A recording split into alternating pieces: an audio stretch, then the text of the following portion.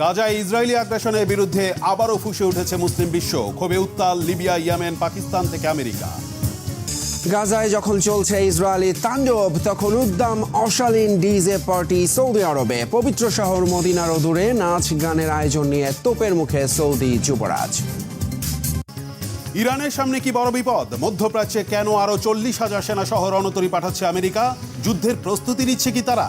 গাজার শরণার্থী শিবিরে ইসরায়েলের নির্বিচার বোমা বর্ষণ। মানচিত্র থেকে ফিলিস্তিনকে মুছে দিতে জাতিগত নিধন চালাচ্ছে তেল আবিব, অভিযোগ জাতিসংঘের। ইরান ও আমেরিকা মুখোমুখি বৈঠকে সমাধান কি হবে যুদ্ধের ময়দানে নাকি কূটনীতির টেবিলে? কি বলছেন বিশ্লেষকরা? আসসালামু আলাইকুম, দেখছিলেন ওয়ার্ল্ড নিউজ হেডলাইন। ইরানের সাথে সম্ভাব্য যুদ্ধের প্রস্তুতির জন্য মধ্যপ্রাচ্যে 40,000-এরও বেশি সেনা পাঠাচ্ছে আমেরিকা। এরই মধ্যে নতুন করে আরও একটি রণতরী সহ বিপুল সংখ্যক অস্ত্র, বোমারু বিমান, মিসাইল ও প্রতিরক্ষা ব্যবস্থা পাঠানো হয়েছে। পরমাণু কর্মসূচি বন্ধ না করলে প্রয়োজনে ইরানের ওপর হামলা চালানো হবে। মার্কিন প্রেসিডেন্ট ডোনাল্ড ট্রাম্পের চলতি সপ্তাহে এমন হুমকির পরই মূলত গোটা মধ্যপ্রাচ্য জুড়ে দ্রুত সামরিক উপস্থিতি বাড়াচ্ছে আমেরিকা। ফলে শঙ্কা দেখা দিয়েছে, খ্যাপাটে আচরণের জন্য আলোচিত সমালোচিত ট্রাম্প কি সত্যি ইরানে হামলা চালাবে, নাকি এটি ইরানকে ভয় দেখানোর কৌশল? ইরানের সামনে কি মহাবিপদ আসছে? ডেস্ক রিপোর্টে জানাচ্ছেন রিফাজ জামান। ইসরায়েলে প্রবেশ করবে তুরস্কের সেনাবাহিনী। তুরস্ক ও ইসরায়েলের মধ্যকার উত্তেজনা সাম্প্রতিক সময়ে নতুন উচ্চতায় পৌঁছেছে। তুরস্কের প্রভাবশালী রাজনৈতিক বিশ্লেষক হাকান বাইরাকসির মন্তব্য যে তুর্কি সেনাবাহিনী চাইলে 72 ঘন্টার মধ্যে তেল আবিবে প্রবেশ করতে সক্ষম, তা আন্তর্জাতিক রাজনৈতিক অঙ্গনে ব্যাপক সমালোচনা সৃষ্টি করেছে। বাইরাকসির মতে এটি একটি বাস্তব প্রতিচ্ছবি যা তুরস্কের সামরিক সক্ষমতার উচ্চতা এবং অঞ্চলে শক্তির ভারসাম্য পরিবর্তনের ক্ষমতাকে তুলে ধরেছে। এই মন্তব্যের পরপরই ইসরায়েলের প্রতিক্রিয়া এসেছে। তারা তুরস্ককে সিরিয়ার একটি নতুন অটোমান সাম্রাজ্য প্রতিষ্ঠা করতে চাইছে বলে অভিযোগ করে। তুরস্কের পক্ষ থেকে পাল্টা জবাব দেয়া হয়েছে, যেখানে ইসরায়েলের আগ্রাসী মনোভাব এবং তার আক্রমণাত্মক চরিত্রকে চ্যালেঞ্জ জানানো হয়েছে। বিশেষ করে গাজা, লেবানন এবং সিরিয়ার প্রতি ইসরায়েলের নীতি তুরস্কের জন্য ক্ষতিকর এবং হুমকি বলে বর্ণনা করা হয়েছে। এছাড়া ইসরায়েলের সামরিক হামলার পর তুরস্কের তরফ থেকে শক্তিশালী পাল্টা প্রতিক্রিয়া এসেছে। সিরিয়ায় ইসরায়েলের বিমানবন্দরে হামলা এবং তুরস্কের পক্ষ থেকে সিরিয়ায় নতুন সরকারের সঙ্গে প্রতিরক্ষা সহ যোগিতা বিষয়ক আলোচনা থেকে স্পষ্ট হয় যে তুরস্ক নিজেকে সামরিকভাবে আরও শক্তিশালী করার পরিকল্পনা নিয়ে এগিয়ে যাচ্ছে, যা ইসরায়েলের নিরাপত্তা ও আকাশসীমাকে হুমকির মুখে ফেলতে পারে। এমন পরিস্থিতিতে বিশেষজ্ঞরা বলছেন যে তুরস্ক, সিরিয়া এবং মিশরের সম্মিলিত বিরোধিতা ইসরায়েলের জন্য বিপজ্জনক হতে পারে, তবে সরাসরি যুদ্ধের সম্ভাবনা কম। তুরস্কের পক্ষ থেকে 72 ঘন্টার মধ্যে তেল আবিবে প্রবেশের বিষয়টি কূটনৈতিক চাপ সৃষ্টির কৌশল হতে পারে, তবে সামরিক পদক্ষেপের দিকে নজর রাখা প্রয়োজন। 23 দিনে 224 বার গাজার আবাসিক এলাকায় ইসরায়েলের হামলা। গাজায় বেসামরিক লক্ষ্যবস্তুতে ইসরায়েলের হামলা অব্যাহত রয়েছে, আর প্রতিদিনই বাড়ছে নারী ও শিশুদের হতাহতের সংখ্যা। সম্প্রতি চালানো ইসরায়েলি বাহিনীর 36টি হামলা বিশ্লেষণ করে দেখা গেছে এসব হামলার অধিকাংশই নারী ও শিশুদের টার্গেট করে করা হয়েছে।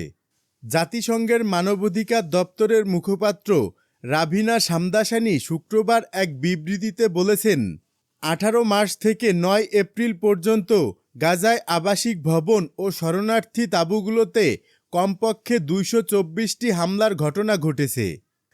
তিনি বলেন, গাজা জুড়ে চালানো সামরিক অভিযান পরিস্থিতিকে এমন জায়গায় নিয়ে গেছে যেখানে কেউ আর নিরাপদ নয়। তিনি এ সময় জানান, গাজার সাধারণ মানুষকে ক্রমাগত জোরপূর্বক বাস্তুচ্যুত করা হচ্ছে, যা মানবাধিকারের চরম লঙ্ঘন। জাতিসংঘের হিসাব অনুযায়ী গাজায় নিহতদের একটি বড় অংশই শিশু ও নারী।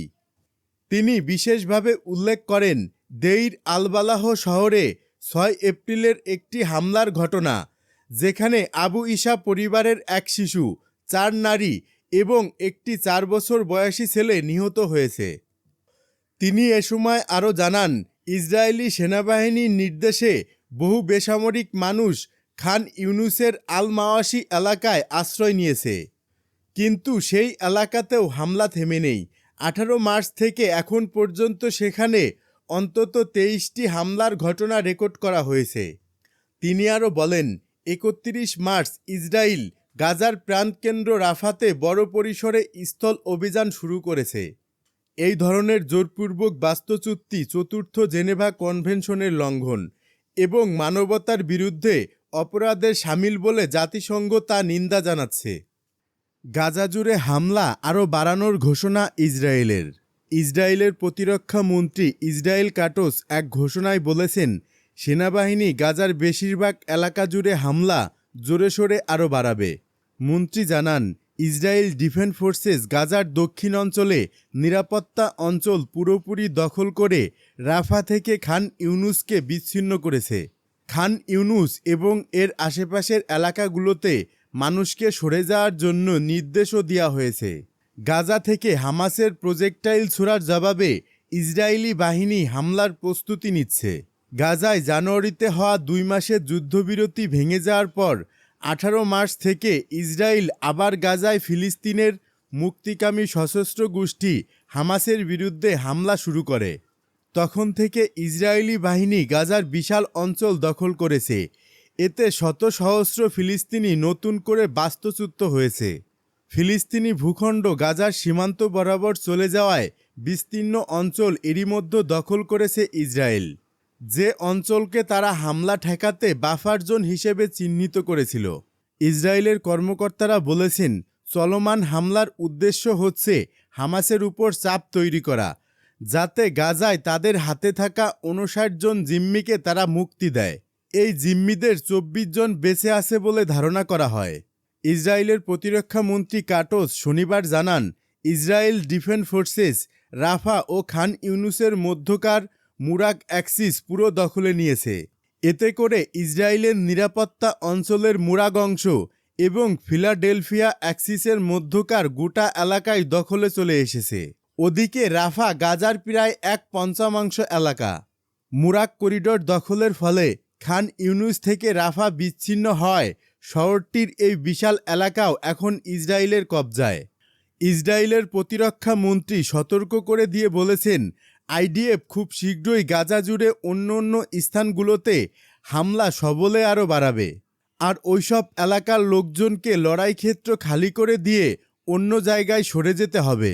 তিনি বলেন, হামাসকে হাঁটিয়ে দেয়া এবং জিম্মিদেরকে মুক্ত করে যুদ্ধ শেষ করার এটাই শেষ মুহূর্ত।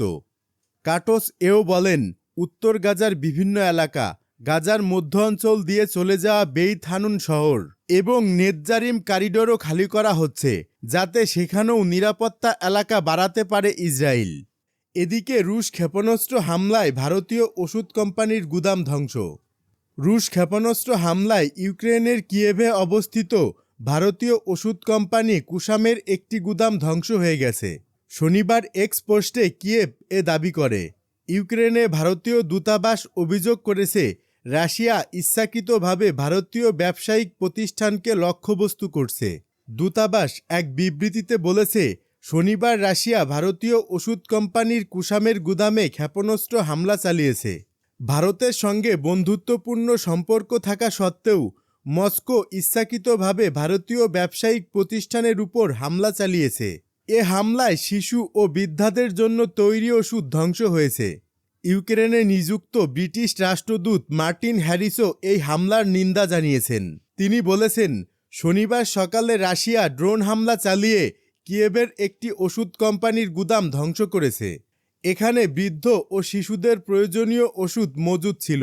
রাশিয়া আবারও ইউক্রেনের বেসামরিক নাগরিকদের বিরুদ্ধে সন্ত্রাসী কর্মকাণ্ড চালাচ্ছে। তবে হ্যারিস এই হামলাটি ভারতীয় ওষুধ কোম্পানির গুদামে চালানো হয়েছে কিনা সে বিষয়ে কিছু উল্লেখ করেননি। রাশিয়ার প্রতিরক্ষা মন্ত্রণালয় অভিযোগ করেছে, গত 24 ঘন্টায় ইউক্রেন রাশিয়ার জ্বালানি অবকাঠামো লক্ষ্য করে 5টি হামলা চালিয়েছে, যা যুক্তরাষ্ট্রের মধ্যস্থতায় হওয়া স্থগিত আদেশের লঙ্ঘন।